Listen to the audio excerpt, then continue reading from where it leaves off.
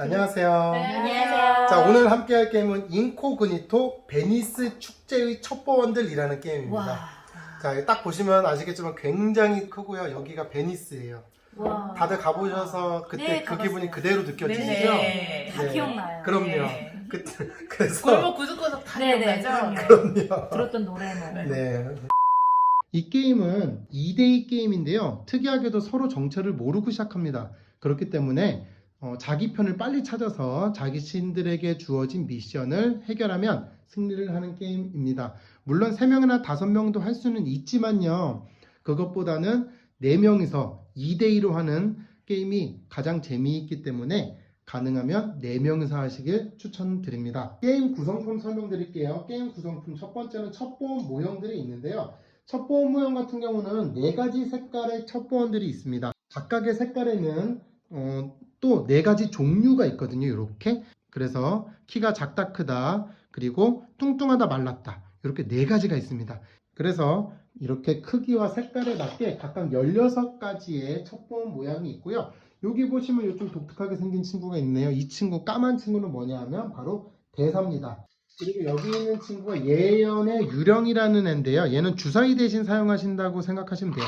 이렇게 흔들어서 짠 하면 지금 화면이 지금 위로 보여서 잘 안 보이는데 이렇게 색깔이 나와요. 이 구슬 색깔에 따라서 내가 이동할 수 있는 방법이나 이런 게 달라지거든요. 다음은 여권입니다. 색깔별로 있고요. 각자 하나씩 가져가시면 되는데요. 이 여권 같은 경우는 2가지 용도로 쓰이거든요. 첫 번째는 가림판으로 쓰입니다. 이렇게 해서 가릴 수 있어요. 그리고 두 번째는 뒷면에 보시면 이렇게 미션이 써 있습니다. 그래서 이 미션을 보시고 내가 이 미션을 해결해야겠구나를 알 수 있게 하는 미션 설명이 써 있습니다. 그리고 게임 시트지가 있습니다. 여기다가 여러 가지 자기 정보를 수집한 정보를 기록하게 되어 있고요. 그리고 카드는 일반 카드와 비밀 카드로 나뉘는데요. 일반 카드 같은 경우에는 각각 색깔별로 또 이렇게 있습니다. 빨간색, 초록색, 파란색, 그리고 여기 노란색 이렇게 색깔별로 있고요. 비밀 카드 같은 경우에는 신분 카드, 외모 카드, 미션 카드 이렇게 3종류가 있습니다. 그리고 이 길이 2가지가 있습니다. 주황색 길과 파란색 길이 있는데요. 주황색 길은 육로고 이렇게 파란색 길은 수로입니다. 자, 이 게임은 크게 2가지 단계로 이루어지거든요. 이게 막 딱 정해져 있진 않지만 대충 그 정도 단계다라는 거를 이제 느낌으로 알 수 있는데요. 첫 번째 단계 같은 경우는 우리 편 찾기입니다. 그래서 빨리 우리 편을 찾아내야 되고요. 두 번째 단계는 우리 편을 찾아서 서로 지령을 맞춰봐요. 예를 들면 내가 지령이 C였고 그 다음에 나랑 같은 편 지령이 A라는 걸 확인을 했어요. 그러면 여기에 맞는 임무를 수행을 하면 됩니다. 이 수행을 하게 되면 게임에서 이기게 되는 거예요. 그래서 가장 먼저 해야 될 일 우리 편 찾기, 두 번째 해야 될 일 임무를 서로 맞춰봐서 임무를 수행하기입니다. 자, 그럼 누가 우리 편이냐? 여기 정체 카드가 있는데 이 B랑 F가 같은 편이고요. X랑 Z가 같은 편입니다. 외우기 쉽게 베스트 프렌드 같은 편이죠. 그리고 얘는 XYZ의 XZ 같은 편입니다. 물론 이름은 각자 있어요. 이 친구 같은 경우는 이제 버블 대령이고요. 군인이죠. 그리고 이 친구 같은 경우는 히들보텀 백작이고요. 이 친구는 차차 부인 요원 X입니다. 첩보원 X, 요원 X인데 이렇게 각자 이름은 있지만 그냥 뭐 베스트 프렌드 이렇게 부르면 되겠습니다. 자, 여기서 우리 정체를 알려줄 수 있는 방법도 있어요. 뭐냐면 피들보텀 백작 같은 거 F 있죠. 이 친구는 오른쪽 눈을 계속 깜빡이는 게 그 특징이래요. 버릇. 그 다음에 버블대령 같은 경우는 왼쪽 귓볼을 잡아당겨요. 이렇게. 네. 그리고 첩보원 X 같은 경우는 언짢게 인상을 찌푸려요.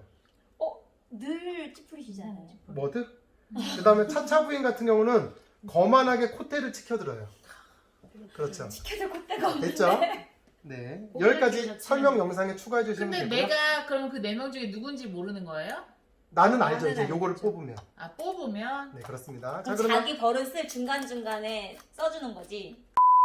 게임 준비 설명드리도록 하겠습니다. 이 게임 질문은 4인 기준으로 설명을 드릴 거고요. 자, 먼저 여기 예언의 유령을 게임보드 적당한 곳에 잘 두시면 되고요. 그 다음에 각자 색깔을 하나씩 고릅니다. 예를 들면 빨간색이다 그러면은 빨간색 일반 카드 8장을 다 가져가고요. 그리고 가림판을 가져갑니다.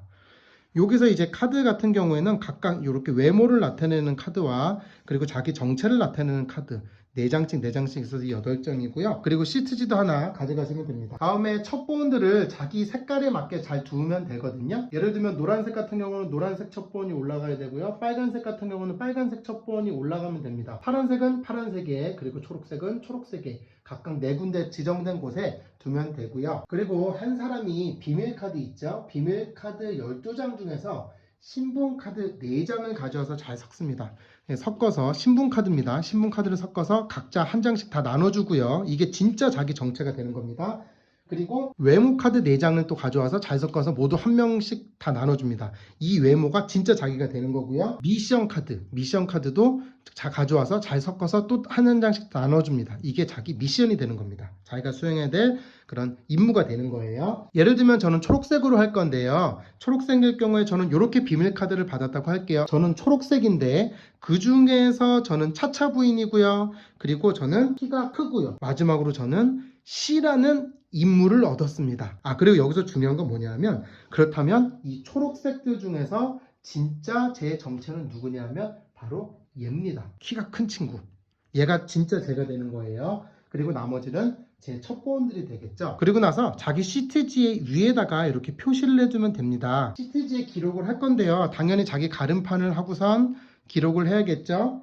근데 시트지 이제 왼쪽에 보면 이름과 그 색깔을 적어두면 돼요. 저희가 이제 T레인저는 색깔을 쓰기 때문에 헷갈릴 수 있는데, 예를 들면 제 이름이 뭐 영미라 그러면 영미는 초록색이다. 그리고 뭐 핑크 이름이 춘식이다. 그러면 춘식이는 빨강이다. 이런 식으로 적어주시면 되고요. 위에다가는 제 외모와 그리고 정체를 표시해 둡니다. 나는 차차 부인이니까 Z에다 표시를 하고요. 그리고 나는 키가 크니까 키가 크다 에다가 적어두시면 됩니다. 이렇게 표시를 해주시면 됩니다. 그래야지 나중에 요거 시트지 다른 사람한테 정보를 줄 때 헷갈리지 않거든요.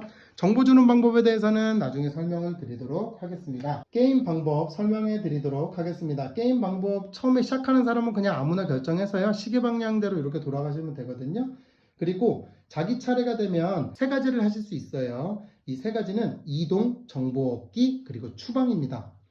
이동은 필수로 꼭 하셔야 됩니다. 자기 차례가 되면 무조건 이동을 해야 되고요. 그 다음에 정보 얻기는 할 수도 있고 안 할 수도 있습니다. 마지막으로 추방은 정보 얻기 단계를 내가 했다면 무조건 추방을 시켜야 되는 거고요. 그 말을, 어떤 말을요. 그리고 정보 얻기 단계가 없었다면 당연히 추방도 하지 않게 됩니다. 하나하나 차례대로 설명을 드리도록 하겠습니다. 먼저 이동 같은 경우는 아까 제가 예언의 유령이 주사위를 대신한다 그랬죠? 그래서 흔들어서 짠 나오면 그 나온 거에 따라서 색깔에 따라서 그 색깔을 조합해서 자기 말을 또는 다른 사람 말을 이동시킬 수 있습니다. 그럼 각각 색깔을 설명을 드리도록 하겠습니다. 자, 먼저 여기 주황색이 나온 경우를 먼저 설명을 드릴게요. 주황색이 나오면 육로를 통해서 자기 첩보원, 내 첩보원입니다. 다른 사람이 아니고요. 저는 여기서 초록색을 하기로 했으니까 내 첩보원 중 하나를 움직일 수 있게 됩니다. 자, 한 칸이에요. 그래서 예를 들면 나는 얘를 움직이겠다. 그러면 이렇게 한 칸 움직일 수 있고요. 또는 나는 얘를 움직이겠다. 그러면 한 칸을 이렇게 움직이면 됩니다. 자, 그럼 센스 있으시면 아시겠죠? 이 파란색은 당연히 수로입니다. 예를 들면 저는 얘를 이쪽으로 이렇게 한 칸 움직일 수 있게 되겠죠? 그리고 이거는 조합을 할 수 있는데요.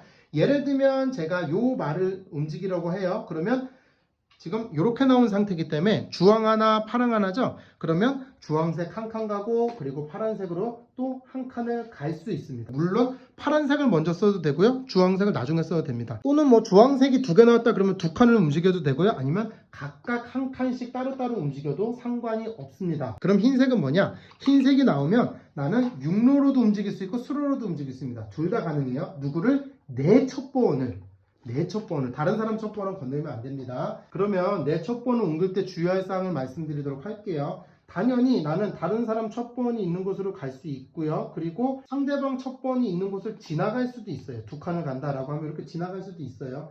대신 한 가지만 안 됩니다. 뭐가 안 되냐? 내 첩보원이 있는 칸에는 갈 수 없습니다. 예를 들면 이렇게 되어 있는 상황에서 나는 이곳으로 갈 수 없다는 이야기예요. 또는 내 말이 다른 첩보원과 있는데 내가 일로도 갈 수 없습니다. 어디든 갈 수 있는데 내 첩보원끼리 서로 만나면 안 된다는 얘기입니다. 그러면 내 말만 움직일 수 있냐? 아닙니다. 다른 사람 말을 움직일 수 있는 방법도 있는데요. 여기 보시면 보라색과 검은색 말이 있죠.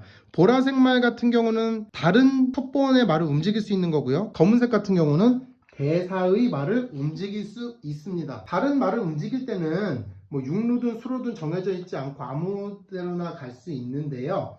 중요한 거는 뭐냐 하면 다른 말이 있는 곳으로 갈 수는 없다는 거예요. 무슨 뜻이냐면 내가 뭐 보라색이 나왔어요. 그래서 이쪽으로 이렇게 움직였어요. 요건 됩니다. 왜? 나랑 다른 첩보원을 만나도 되니까.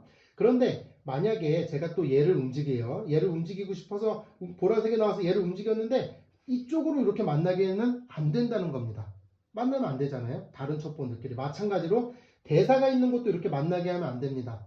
다른 말은 다른 말끼리 만나게 해서는 안 된다라는 거. 다음은 두 번째 정보교환입니다. 내 첩보원과 다른 첩보원이 만났을 때 자기 차례에 상대방에게 정보를 요구할 수 있습니다. 무슨 뜻이냐면 내가 예를 들면 주황색이 나왔어요. 그럼 주황색 육로를 따라 쭉 가서 노란색을 만났죠. 그럼 노란색을 가진 사람에게 지금 저희는 머드인데요. 머드한테 정보를 요구할 수 있습니다. 보라색이 나왔어요. 보라색이 나와서 이 머드를 이렇게 다른 사람 말을 이렇게 움직일 수 있다 그랬죠.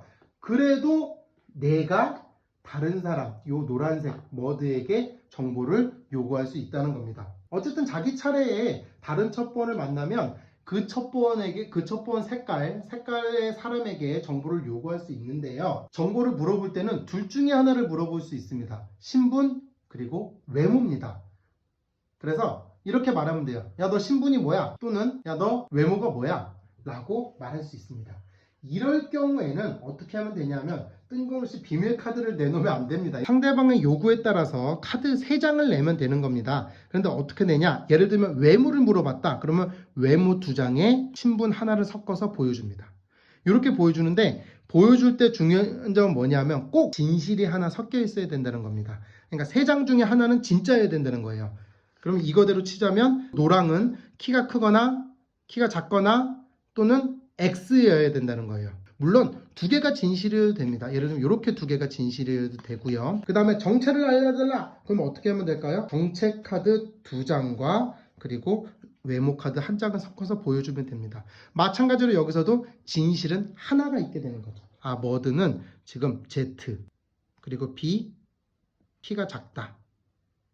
요 셋 중에 하나는 진짜겠구나 하고 이렇게 표시를 해두면 됩니다. 그리고 셋 중에 하나는 진실이기 때문에 계속 이거를 하다 보면 아, 진짜가 뭐구나 요거를 알 수 있게 됩니다. 그런데 여기서 조심해야 될 건 뭐냐 하면 정보를 주는 사람은 내가 그 사람에게 어떤 정보를 줬는지를 정확하게 기억하고 있어야 돼요. 예를 들면 머드가 저한테 정체를 알려줘 했을 때 머드가 저한테 이런 조합으로 보여줬었어요. 그런 다음에 제가 또 정체가 뭐야 또 물어봤어요. 그랬는데 외모 카드만 하나 딱 바꿔서 이렇게 보여주는 거예요. 정체 카드는 2개가 똑같이 나왔죠.